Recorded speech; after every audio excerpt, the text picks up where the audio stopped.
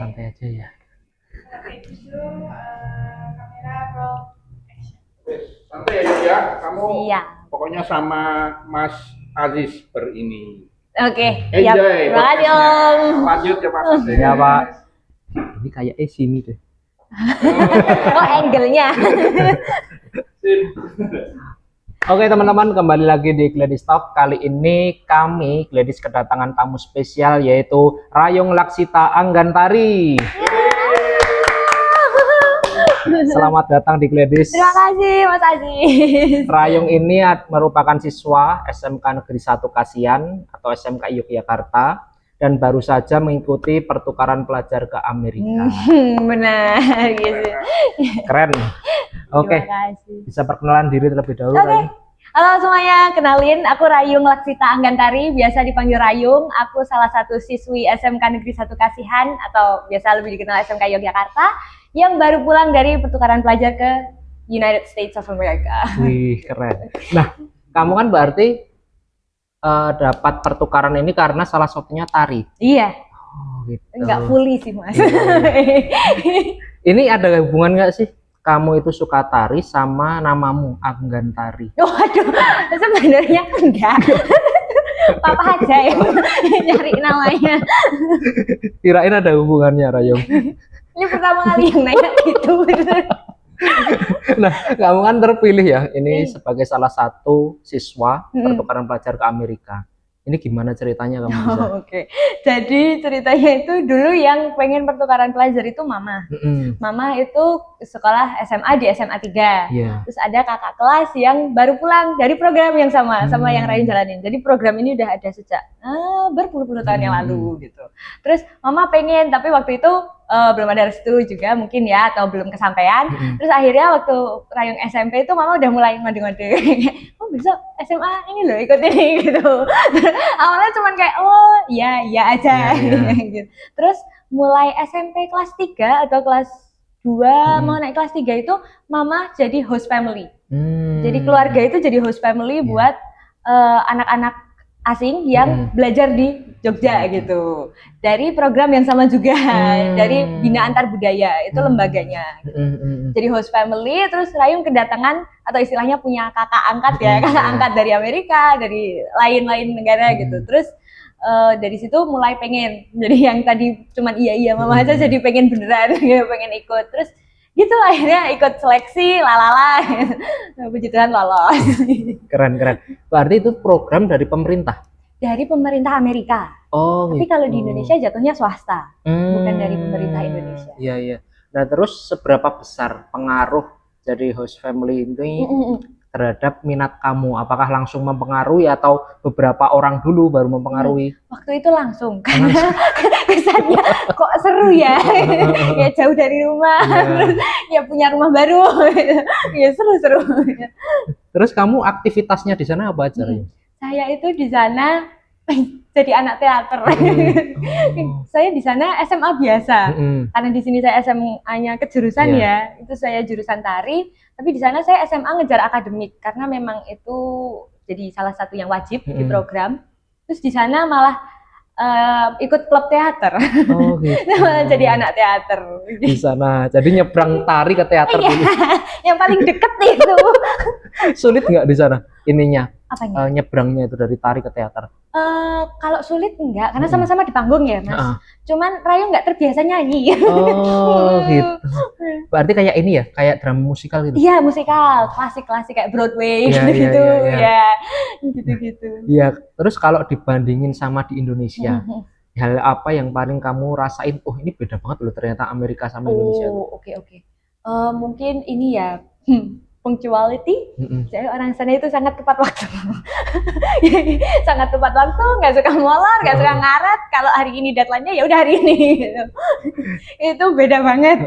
Sama sistem akademik di sana itu beda banget. Di situ Rayung sangat suka karena SMA Amerika itu kamu milih mata pelajarannya sendiri. Oh, gitu. Selama berapa itu kamu di sana? Saya di sana 10 bulan. Genepnya setahun lah. Lama ya. Genepnya. Tapi ini enjoy banget.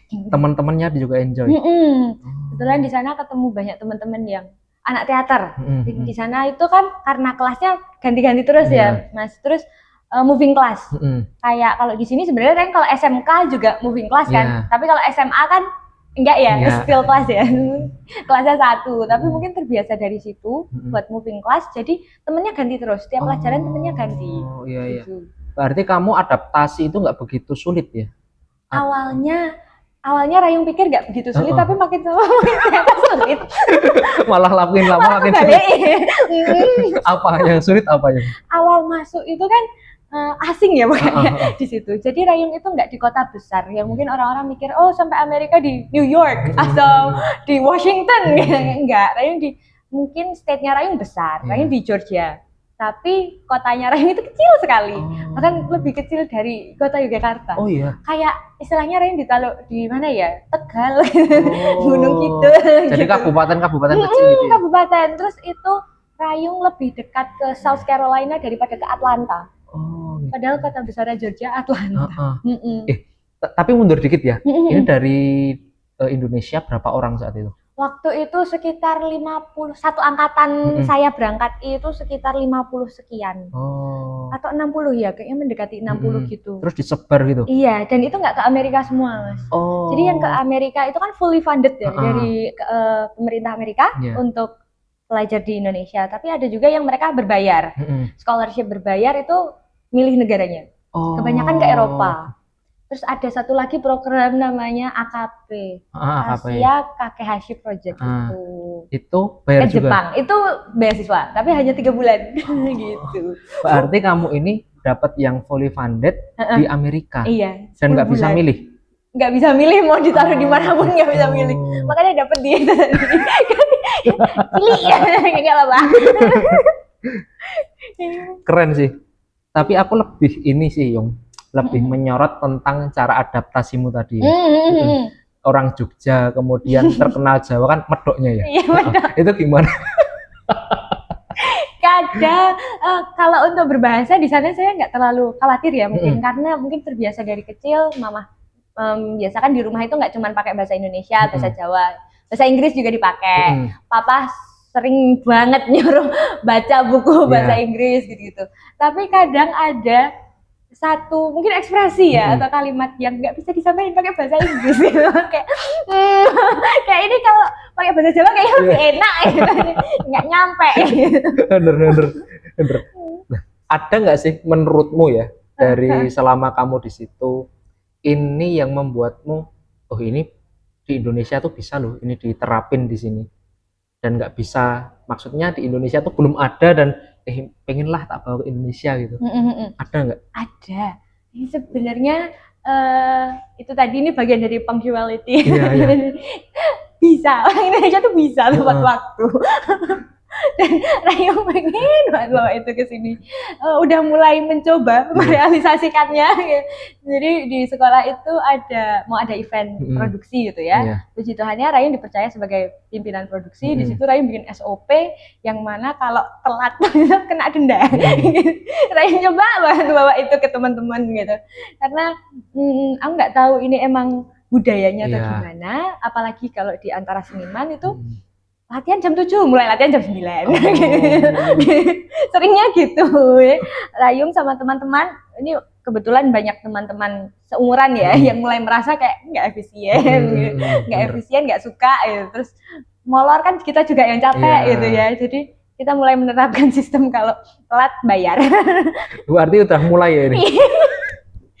Lumayan itu buat kasih. Oke, nah setelah kamu mengikuti pertukaran pelajar itu yang bisa nggak sih ceritain gimana kondisinya yang Georgia ya? Gimana kondisinya sana, lingkungannya gimana?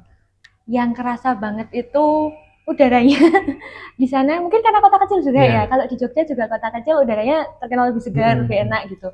Di sana juga terus meskipun di sana itu kota kecil, mereka itu nggak yang out of reach gitu loh Mas. Jadi internet masih nggak delap-delip. Internetnya masih kenceng, terus wifi banyak, terus akses ke sekolah itu sangat terjangkau.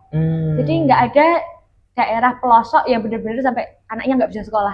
Itu jarang, sangat jarang. Dan semua sekolah negeri itu menerima siswa apapun dari manapun Oh. dan dari daerah itu. Oh, gitu. Jadi mereka biasanya itu kalau di Amerika, apalagi di kota kecil ya, itu kan nggak banyak imigran sih mas. Kalau kota besar kan Amerika terkenal Ya, dengan banyak imigran gitu ya. Kalau kota kecil itu karena dari kecil tuh mereka sekolahnya bareng terus gitu. Jadi begitu ada orang yang wajahnya baru masuk itu langsung ketahuan gitu loh. Begitu. Berarti kalau yang kecil-kecil itu emang pendidikannya lebih terkotakkan gitu ya? Iya. Jadi kayak misalnya aku temenan dari si A dari TK itu ya sampai SMA gitu. Oh gitu. Biasanya, temennya ya itu aja Bang? Iya, tapi makin banyak gitu. Mungkin ada yang pindah atau gimana gitu. Ya, keren sih. Sebenarnya banyak banget sih yang mau aku tanyain. Gitu. Setelah kamu mengikuti pertukaran ini ya, Iya. ini ada nggak sih yang membedakan Rayong sebelum dan sesudah pertukaran? Ada. Apa? Kalau mau bilang lebih berani keluar. Jadi kalau dulu itu Rayong masih terbiasa apa-apa mikirin kata-kata orang lain. Kayak misalnya sesimpel ini deh mau main gitu. Kayak misalnya udah izin orang tua mau kesini gitu, tapi nanti orang tua bilangnya oh iya nggak apa-apa, tapi terus aku mikir lagi kayak oh iya besok ujian jadi nggak jadi keluar gitu. Ini kayak tuh sekarang lebih los kayak ya udahlah sih gitu. Gas aja mungkin lebih ini ya, sama terbiasa lebih mandiri. Jadi ini mungkin sekarang termasuknya agak bad habit ya, karena jadi apa-apa dilakuin dulu baru bilang. Kalau di sana itu kan emang Ryan tinggal sama keluarga, ada keluarga host family di sana. Tapi Ryan terbiasa ngurus apa-apa sendiri, kayak taxes. Terus kan kita di sana dikasih bank ya, dikasih credit card buat sehari-hari. Itu Ryan urus sendiri. Terus untuk urusan kayak insurance, lain sebagainya di sana. Terus akademik Ryan itu kan semua ngurus sendiri gitu. Jadi di sini kadang Ryan juga kayak misalnya mau ujian gitu, ya udah Ryan ngambil sendiri, nggak bilang Ryan mau kesini, ya udah kesana dulu, nanti baru ngabarin. Berarti lebih baik meminta maaf daripada meminta izin. Tapi kesannya kayak ini bukan karena nggak mau ngabarin atau gimana ya, cuma lupa aja kadang. Kayak oh iya ngabarin saya. Nah kemudian ini tak tarik mundur dikit ya. Pasti kan 10 bulan itu ada rasa kangen terhadap Indonesia. Ada. Gimana kamu mengatasi itu ya? Kalau aku anaknya daripada memang ada beberapa hal yang dikangenin, tapi daripada berlarut-larut dalam kemalangan itu, mending aku mikir kayak 10 bulan itu nggak lama gitu, daripada aku berlarut-larut dalam kekangenan itu, mending aku nyari hal baru di sini gitu. Karena setelah aku balik ke sana pasti aku bakal lebih kangen di sini. Betul. Karena kalau di Indonesia kan aku bakal hidup di sana lagi gitu. Paling enggak 2 tahun gitu kan. Tapi kalau di US itu kan belum tentu aku bisa balik lagi. Kesempatannya belum mesti datang lagi. Tapi ada nggak keinginan kamu itu kembali ke sana lagi? Ada banget. Sampai udah tahu mau kemana. Ada banget. Oke. Kalau sana sekolahnya gimana sih? Maksudnya berapa jam terus berapa hari gitu? Itu jadi sekolah di sana itu kan nggak pusat nasional gitu peraturannya itu tiap state-nya beda ya. Amerika kan negara bagian. Kebetulan Georgia atau tempat saya tinggal itu kota kecil namanya Toccoa gitu. Toccoa, kotanya manis gitu, kayak kalau nonton film Hallmark. Terus kota yang kecil damai gitu. Itu mulai sekolah jam 7.45. Itu mulai pulang sekolah paling siang itu kelas jam 2:30 kira-kira, 2:30. Terus pulang naik bis kuning. Kalau nggak ada klub ya, kalau nggak ada ekstrakurikuler. Tapi rata-rata pelajar di sana, pelajar SMA di sana itu sangat aktif. Jadi biasanya 2:30 itu mereka selesai sekolah tuh langsung lanjut klub. Kayak football atau soccer atau mereka ke teater ya, itu pulangnya tetap jam 7 ya, sama aja kayak anak Indonesia sebenarnya. Iya. Tetap ada main gitu ya? Tetap ada mainnya. Nah, pasti kan di luar sana tuh banyak banget ya yang mau ikut jejak-jejakmu. Nah, gimana sih biar caranya dia tuh pengen loh, bukan sekedar pengen tapi ikut jejakmu ke Amerika dan sebagainya. Jadi aku ikut pertukaran pelajar namanya KLYS. Itu Kennedy Lugar Youth Exchange. Tadi itu dari pemerintah Amerika Serikat yang memberikan fully funded scholarship untuk negara mayoritas Muslim. Jadi nggak hanya Indonesia sebenarnya, ada dari Asia Tenggara tuh kemarin aku ketemu anak-anak dari Thailand, dari Filipina, terus dari Timur Tengah banyak gitu. Terus ikutnya dari kalau di Indonesia ya, KLYS itu di bawah naungan Bina Antar Budaya. Itu organisasi non-profit, punya swasta ya, bukan punya pemerintah. Dan mereka ada banyak program pertukaran pelajar di situ. Salah satunya AFS, mungkin banyak yang udah dengar, sama AKP itu tadi, sama KLYS. Terus kalau mau ikut Bina Antar Budaya itu ngeluarin apa ya, kayak announcement rutin di Instagramnya tentang gimana audisinya, gimana seleksinya, gitu-gitu. Instagramnya Bina Antar Budaya. Tapi sayangnya akhir-akhir ini KLYS sedang berhenti. Kenapa? Tahun ini angkatan terakhir yang berangkat sebelum di freeze karena mereka lagi freezing budgetnya. Kebijakan presiden yang baru, kesusahan visa, nggak boleh banyak orang luar Amerika yang masuk Amerika, jadi itu di freeze untuk sementara. Gitu. Nah, ada nggak sih jalan-jalan lain selain KLYS? Ada yang AFS itu tadi, tapi itu nggak fully funded. Itu ada yang part scholarship kayaknya ada, tapi lagi-lagi nggak buka ke Amerika. Gitu. Terus untuk ada satu lagi yang saya tahu kalau nggak salah namanya Rotary. Itu seperti AFS, nggak fully funded juga. Tapi untuk yang SMA yang dari dulu terpercaya itu KLYS. Mas sayangnya sedang berhenti. Jadi gitu teman-teman, tapi tunggu aja ya. Tunggu aja. Kira-kira mungkin 4 tahun lagi buka. Jadi yang SD mau masuk SMP aman. Aman. Siapin sejak dini. Nah, terus kemudian ini tentang sekolah kamu ya. Kamu kan kelas 2 SMKI Yogyakarta. SMKI kan terkenal dengan kejuruan seni ya. Di antara seni-seni lainnya kenapa kamu milih tari? Jadi ini lucu ceritanya sebenarnya. Saya umur 3 tahun itu iseng dimasukin mama les balet. Cuman buat nyari kegiatan aja anak kecil gitu. Terus makin lama makin gede keterusan suka balet. SMP SD. Saya di SD tumbuh itu saya mulai kenal dunia teater. Saya main teater, saya nyanyi, saya nari gitu. Terus SMP itu saya mulai dilibatkan dunia teater yang profesional. Jadi ada dari sutradaranya mungkin Mas tahu Paksi Raras atau Gari Nugroho gitu. Saya mulai ikut proyeknya mereka. Terus dari situ kenalan koreografer kan banyak ya Mas. Mereka ngusulin, kamu suka nari masuk SMKI aja. Oh iya ada SMKI. Awalnya saya nggak tahu ada SMKI. Terus mama kayak oh ya udah masuk SMKI aja. Terus kayak awalnya juga menimbang-nimbang karena rumah saya di Jalan Kaliurang, tapi SMKI di Mugisan. Jauh. Saya kalau berangkat sekolah belah Kuto. Jadi ya awalnya mikir-mikir lagi tapi jauh, jauh ya gimana lagi. Terus akhirnya ya udah nyoba dulu aja. Dari situ mulai masa SMKI itu mulai suka banget. Tapi kamu SMP berarti udah bisa ya, basic nari itu udah bisa ya? Saya basicnya balet. Sementara balet Eropa ya, European ballet, tapi masuk SMKI itu mereka basicnya klasik Yogyakarta. Yang biasanya sering ditampilkan di keraton atau Sri Manganti, bangsal Sri Manganti atau Sora Budaya gitu-gitu. Nah itu jomplang ya, maksudnya beda jauh gitu. Terus saya mulai SMP itu mulai oh ya udah coba les tari klasik yang Jawa halus gitu, mulai pentas yang tari klasik Jawa halus gitu. Tapi baletnya tetap. Sayangnya waktu SMP itu saya cedera. Ligamen saya putus, ligamen saya robek, terus saya harus berhenti baletnya. Gitu. Tapi terus masuk SMKI. Tapi kalau tari aman? Ligamen yang itu aman? Itu sudah fisioterapi sampai tuntas lah, dituntasin gitu. Untuk nggak harus operasi gitu untungnya. ACL mana?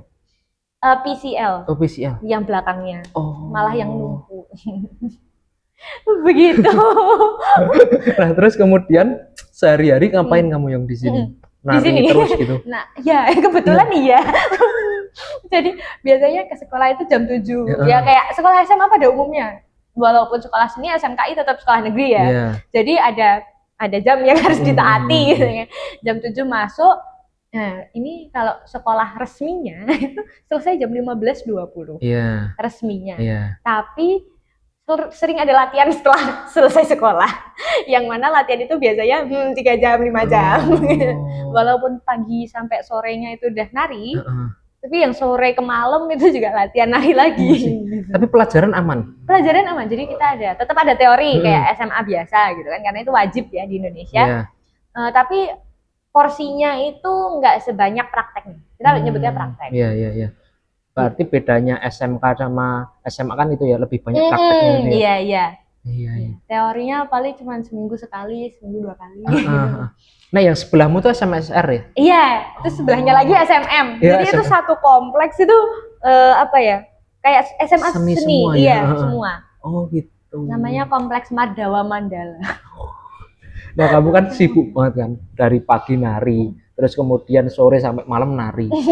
Gimana cara bagi waktunya ya? Wah, kok dibayar sih?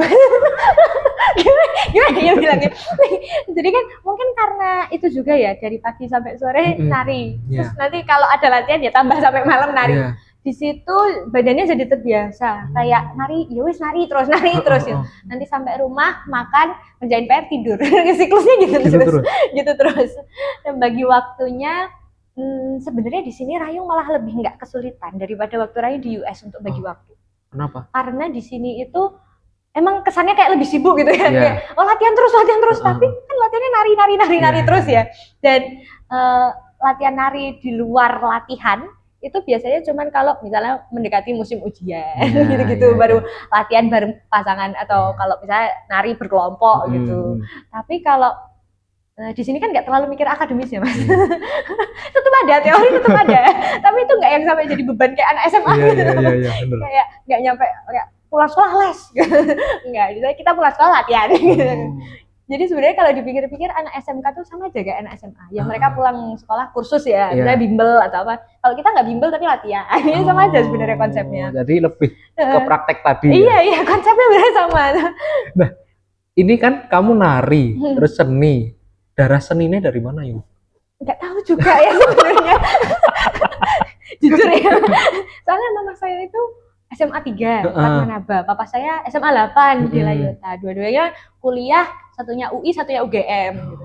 Terus nggak tahu saya ya. Nenek juga nggak, nenek kakek. Oh, kalau kakung itu peminat seni memang. Sangat-sangat suka seni. Kayak di rumah ada set gamelan full, terus ada set wayang full waktu tiap saya lahir, tiap cucu-cucunya kakung lahir atau misalnya bisa ada yang sunat itu pasti nanggep wayang. Jadi saya terpapar dari kecil kayak kalau kakung nanggep wayang gitu saya nonton meskipun nggak semalam suntuk karena ngantuk ya tapi paling nggak saya tahu gitu. Terus karena kakung punya gamelan di rumah kakung ya itu sering dengar gitu. Mungkin itu ya darah seninya dari mungkin ya tapi kakung juga bukan seniman, cuman suka aja suka seni. Keren sih ini. Soalnya kan jarang ya Yung anak muda itu yang terus menggeluti seni itu jarang kan sekarang, apalagi seni yang klasik. Klasik. Keren. Terima kasih. Terus siapa Yung support terbesar kamu, support sistemmu? Ini jawabannya mainstream ya. Pastinya keluarga. Jadi orang tua itu mama papa ya, awalnya saya mikir kayak masuk sini gimana ya, kira-kira disupport ya, tapi mama papa selalu support dari dulu. Kayak saya balet, saya meskipun belum di SMKI itu saya ada project ini itu terus mama papa ya ini tak dianterin, terus kalau saya pentas ya ditonton gitu.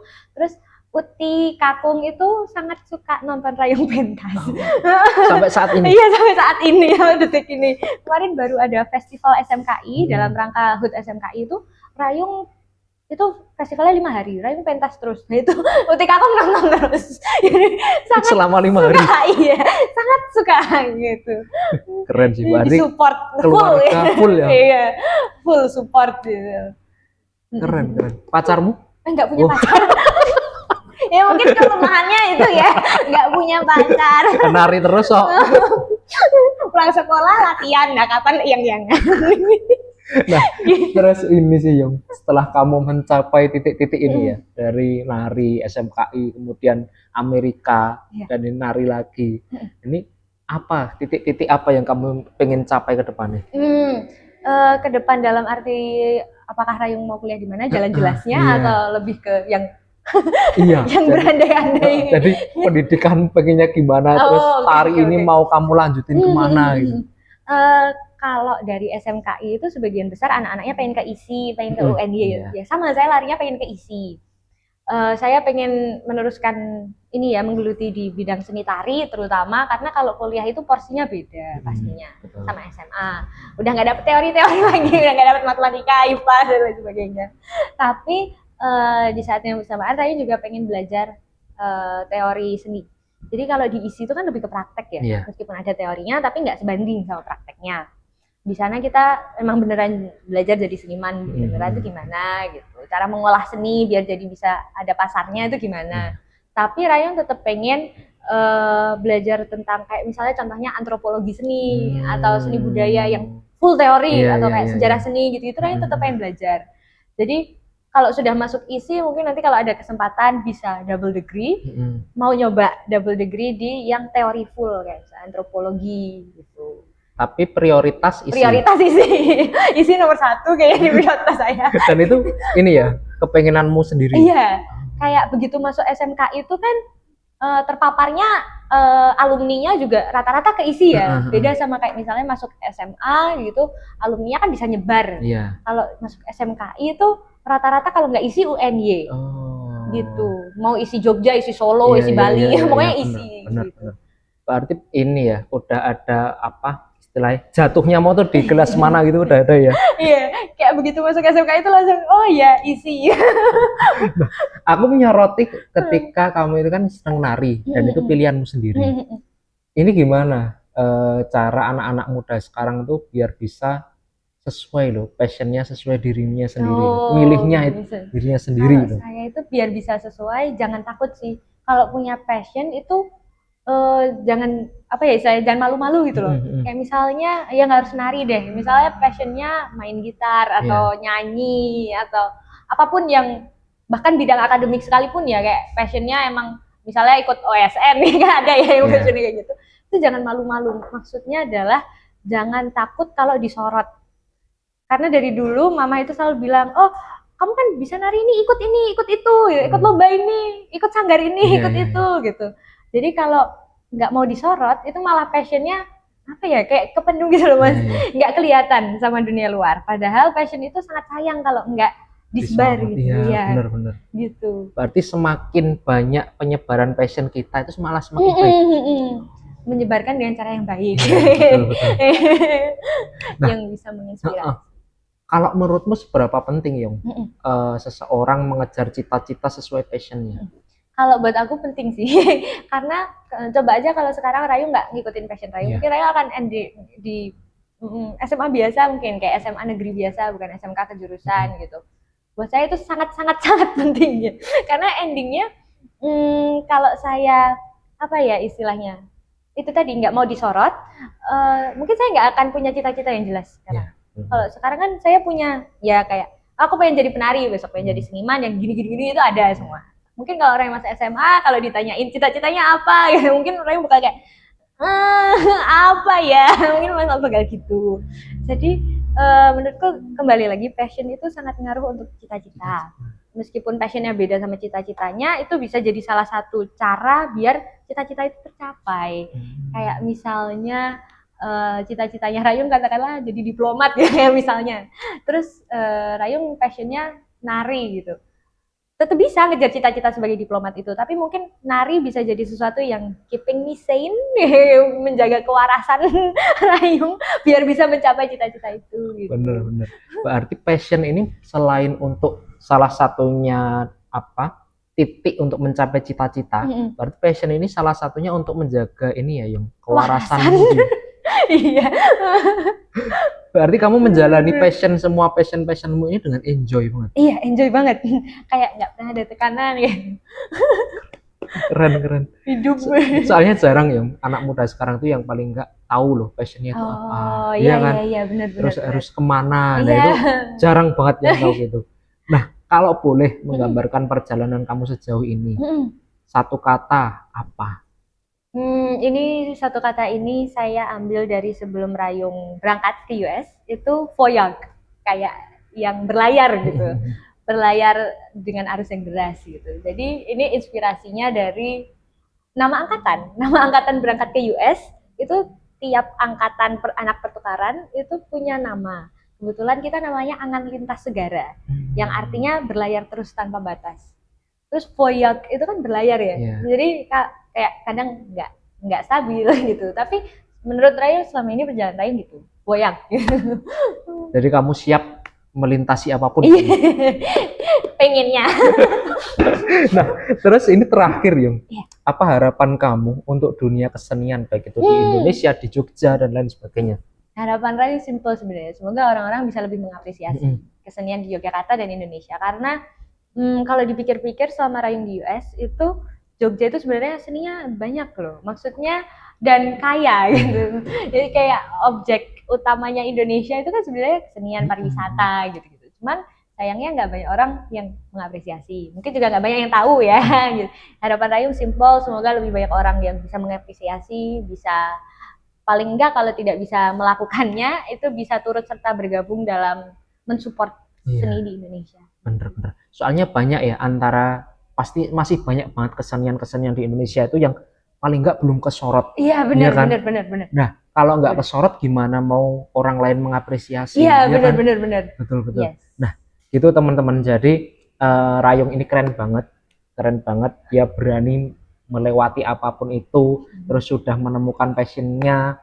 Terus ini mungkin penutup Yung untuk teman-teman yang kenal Rayung, untuk teman-teman di luar sana, pesan-pesannya apa? Oke. Simple aja sih sebenarnya, find your own spark karena tiap orang itu pasti punya passionnya sendiri, punya cita-citanya sendiri. Kalau belum ketemu nggak apa-apa, nanti insya Allah ketemu. Gitu. Pasti ketemu kok, pasti ketemu, janji. Bener-bener. Entah cepat atau lambat ya. Pasti ketemu. Semangat. Jadi semangat untuk teman-teman di luar sana dalam menemukan passionnya. Semoga passion kalian segera ketemu dan semoga obrolan kali ini bersama Rayung bisa bermanfaat untuk teman-teman semua. Tetap explore dirimu dan temukan versi terbaikmu. Itu teman-teman. Terima kasih Rayung. Terima kasih Mas. Terima kasih.